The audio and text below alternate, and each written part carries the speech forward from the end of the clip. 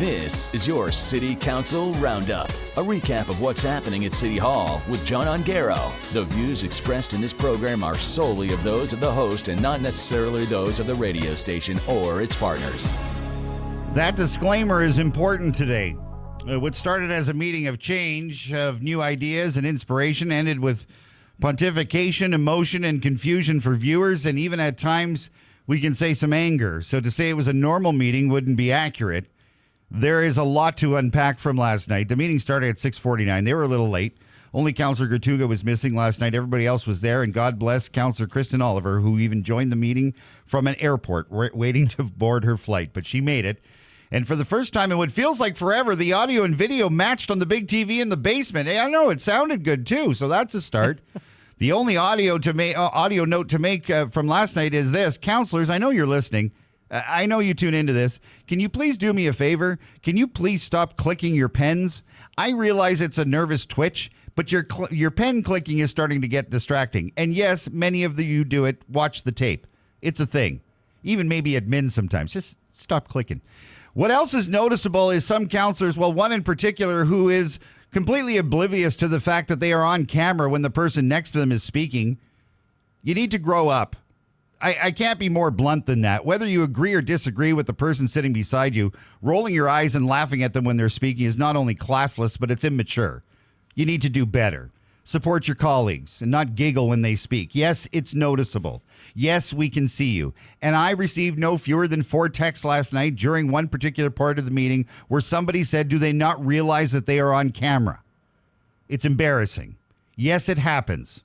I'll let you go back to the tape and watch the show to see who it was. It doesn't matter. The point is, we need to get together. City Manager John Collins started the meeting with hope last night. If I could wear a T-shirt that says Team John Collins, I would. I realize it's early, but what a joy this man is. A couple of things were pretty obvious last night. Where the city manager is concerned, he's in charge. He's making changes. He's moving fast. At times, moving way too fast for this council. And he doesn't have time for the usual wasted time and the words and the salads of words that go on in the middle of meetings. He wants to modernize this group and find efficiencies, but is also spearheading change for growth. His message and presentation, quote, all about growth, really hit home last night. Stat after stat where Thunder Bay ranks in the country with growth, and he was honest about it. We don't have any. We have to change. And we have to do it now or we're in serious trouble. It could not be more clear. His message was stop spending money until we start making money. We need to spend more time making money and making growth so that we can reinvest that money into more growth and therefore more taxes back into the community. It was a very clear message. He's very good at delivering it. He's creating a one-stop development shop for all city services that will enhance the city's image and perception and even inspire growth. You've heard it. It takes too long to get things through city administration. Takes too long for a building permit. Takes too long for answers. His new mindset for the city to simplify it all is this. Start with yes and then work through challenges. What a concept. All of this under a 2-year plan that starts on November the 4th. There will be a new growth division in administration that will be managed by Carrie Marshall, who is more than capable of taking care of this. A new development services division focusing on growth. A new senior advisor that will handle the new smart growth plan that the city manager and his team are putting together. The list goes on and on. There are some big changes in the structure of administration that focuses on growth and moving us forward. They are big changes. They are big moves. And City Manager Colin pointed out that there are no sacred cows moving forward. That's a big deal. That means that nobody is safe, that there is a plan to create growth. We don't have to reinvent the wheel. We just have to refocus everything to be about growth in our community. His presentation was inspiring. It was also very bold. He was extremely confident and secure in the plans, and it inspired everybody in the room, something to look forward to. Good luck, Manager Collins. City admin, from this seat, you're in good hands with this leader. Now it's up to City Council to decide what's next. Next, I'm not going to spend too much time on this because it's early in the process, and it also is very confusing. But at the same time, The governance process and proposed changes is a complete study on how city council works. Right now, we have a committee of the whole, which is everybody getting together and making decisions and moving things forward. It's a lot of work. But how your council operates is about to change if council approves it. Again, by a huge amount of work by the city clerk, the proposed changes would see a move from committee of the whole to standing committee structures. It's a little confusing and it's a little early. But what it means is there will be less committee of the whole meetings, there will be more in-camera meetings, and that people will go away to create committees on growth, finance, administration, quality of life, and then bring those back to the entire group.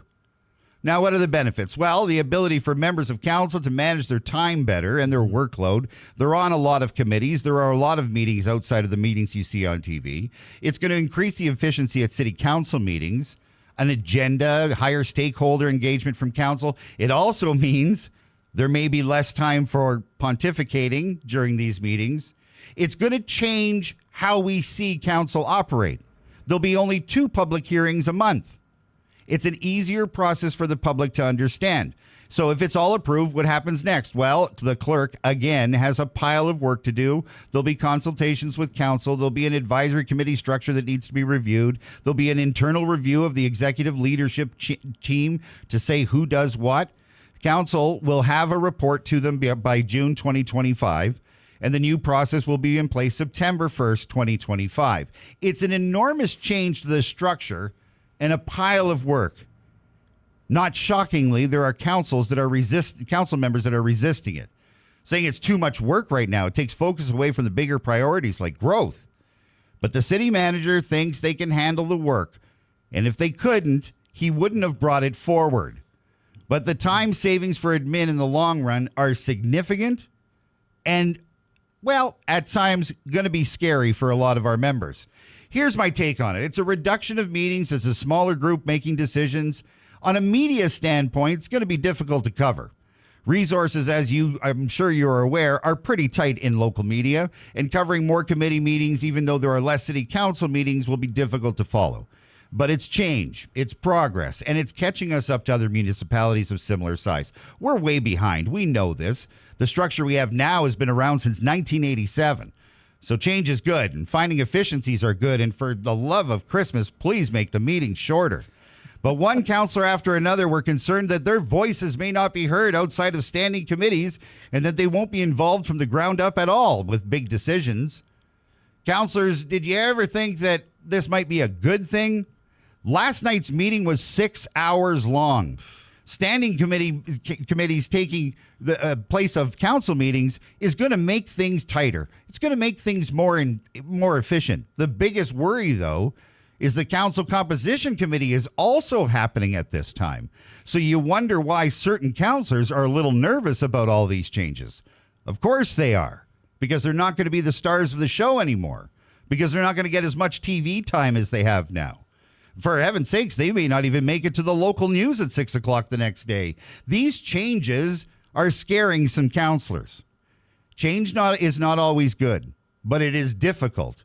There's a lot more to come to this. There's a motion. The motion was carried last night to start the work, and administration gets to work on what the new structure will look like and what the new meeting structure will look like and report back to council next year. Sometimes a refresh is necessary. If you go back to some of those changes, any change on the 3-question rule? Does that still apply at council? That last night don't even but it is going to change the amount of meetings that we cover, but there's a lot of other meetings going on, but it is going to make them all more efficient.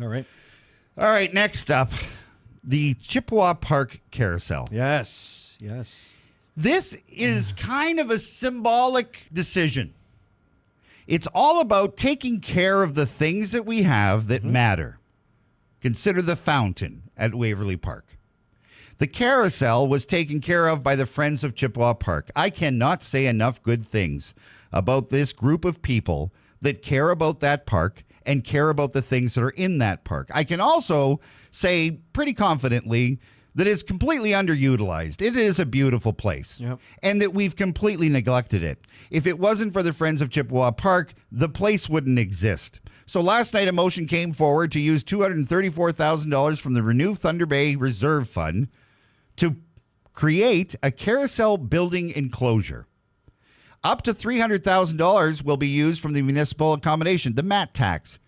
And at $1.25 million will come from other sources, construction to start in 2025. Wow. So follow the bouncing ball. They're asking for $500,000 to $800,000. That's going to get them $1.2 million to build this. But they need to do it now. It's a $2.2 million investment. Most of it is external funding contingent on the city's portion of it. So let's talk about the carousel. It is only one of 3 on the planet. It is a big deal. It is a designated heritage structure. They spent $1.2 million with fundraising dollars to redevelop that entire thing and restore it. Yeah. And some of the changes are incredible. The detail and the workmanship that have gone into this, hundreds and hundreds of hours. And so they're asking to put it in a building to protect it. All of a sudden, the 90-minute discussion began. And all of a sudden, some city councilors are now concerned about spending money. Since when? Does this sound familiar? Taking care of things that we have? You know, maybe the James Whalen Tug, maybe the fountain at Waverly Park. Putting a roof on a project that's worth $1.2 million in renovations and restoration is questioned now? You spent the money to restore it. You don't care about protecting it. It doesn't make sense. Councillor Agarwal then asks, it's been around for 100 years. Why does it need a roof now? What? Because we just spent years restoring it. $1.2 million to restore it. That's why it needs a roof. Councillor Atrini may have then set me off a little with the question, have you looked at other building options to reduce the cost? Since when does the cost of a building matter to you, Councillor Atrini? I've got 52 million reasons why certain buildings, the cost doesn't matter. I got maybe some ways to save some money on a building that was presented to you that was $17 million. It's now $52 million. And you're questioning how we can save $2 million to cover an asset, a heritage piece, a piece of history. The mayor then brought up something else that was beyond confusing. All of a sudden, the carousel needs to move to the marina. What? What? Ian Angus was doing the presentation last night, and he was shocked at the suggestion because both Mayor Ken Boshkoff and Mark Bentz both brought to the table that I've heard nothing about anybody that wants it actually at Chippewa Park. They want it at Marina Park. Where does this even come from?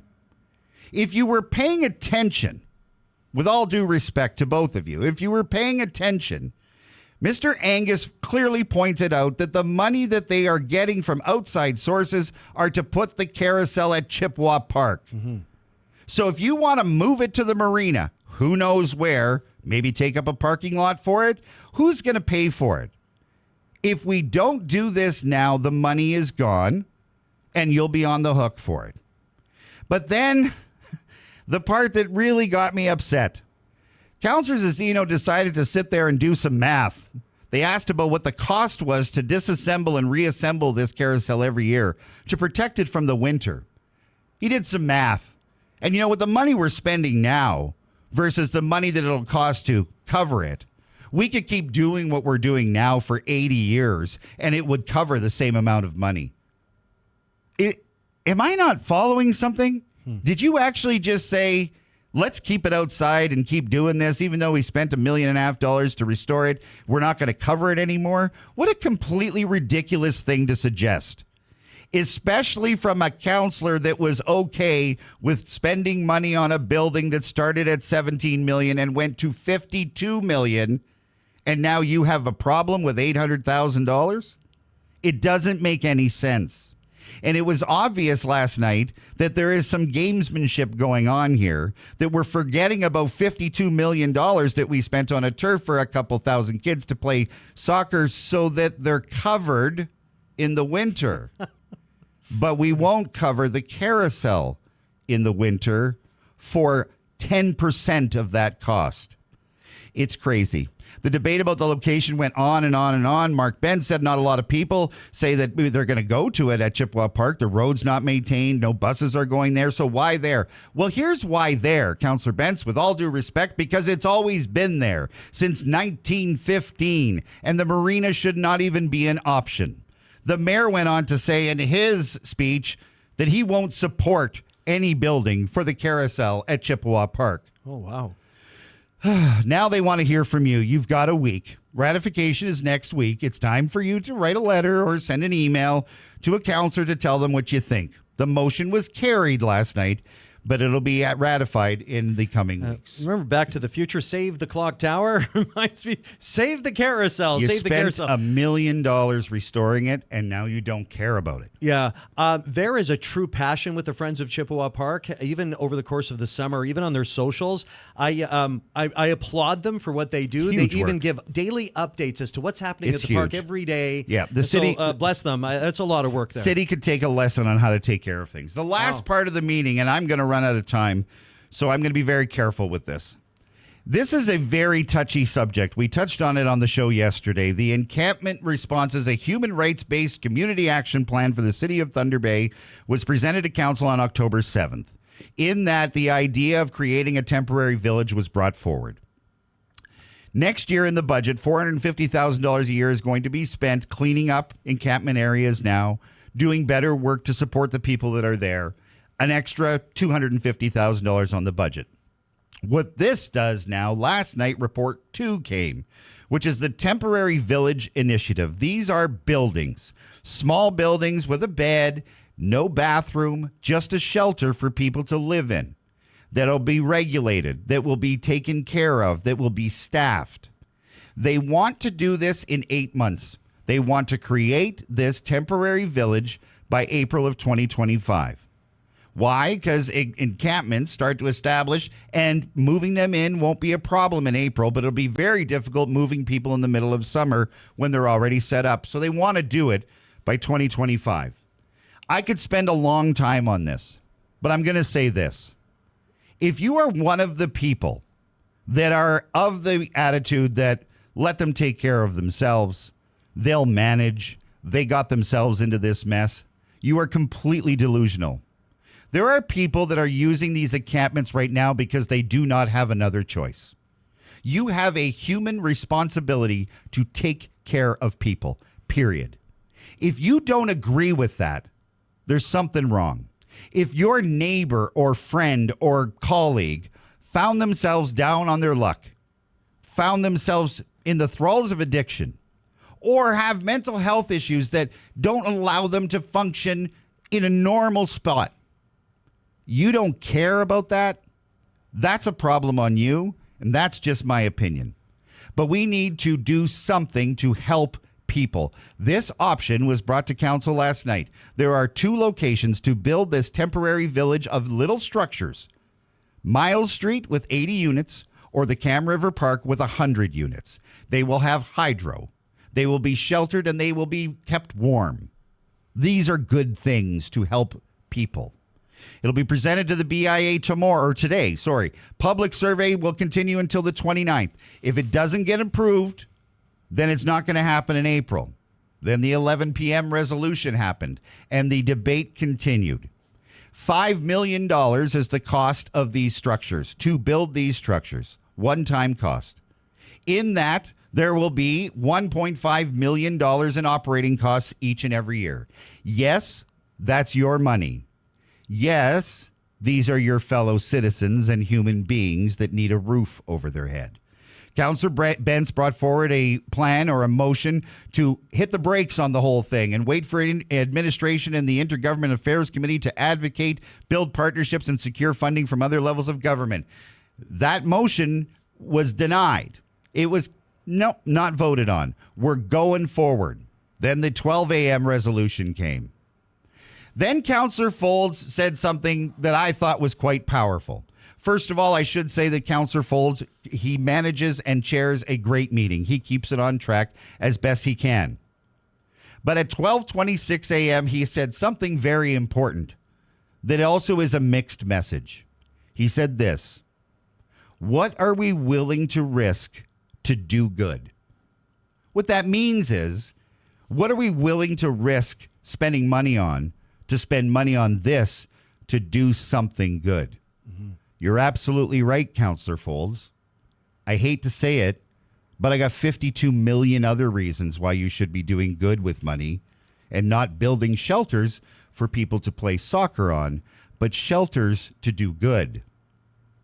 Think about that for a second. They didn't want to spend the money on this to start, but then the more you think about it, doing good is actually a good thing. The report was carried. The temporary village is underway. There were only 3 councillors opposed to it: Councillor Aiello, Councillor Benson, Councillor Agarwal. Everybody else said yes. We will now start the process of trying to create temporary villages for these encampments and the people that need our help by April 2025. Yes, it's expensive. Yes, over 5 years, it's going to be $12.5 million to shelter people that need us, period. Wants versus needs. Taking care of each other. It needs to be a bigger priority. It needs to be front and center when we're spending money. Council made the right decision last night. Watch this space. We'll see what happens next.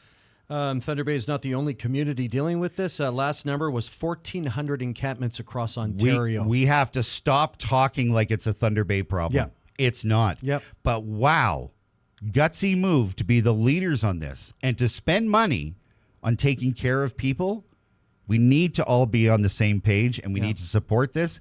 But now administration has a pile of work to do. They are doing exceptional work figuring out the human rights approach to this. It's the right thing to do. But I've been saying it since the beginning of time. Spending money on things that are shiny and new and things that you want are not nearly as important as this. We need to do more of this. That kind of brings it all home when you look at everything that you have versus something as sensitive as this is, right? They're not there by choice. Yeah. Right? Yeah. So. All right, John, thank you for your input. That was a big one this morning. And another reminder, this is going to be up on our website, 999thebay.ca, in just a bit. Also, you can text 807-344-8229, our T-Bay Tel Talk and text line. Text the word council, and you'll get a direct link to today's roundup. John, thank you. See you next week. It's 8:30.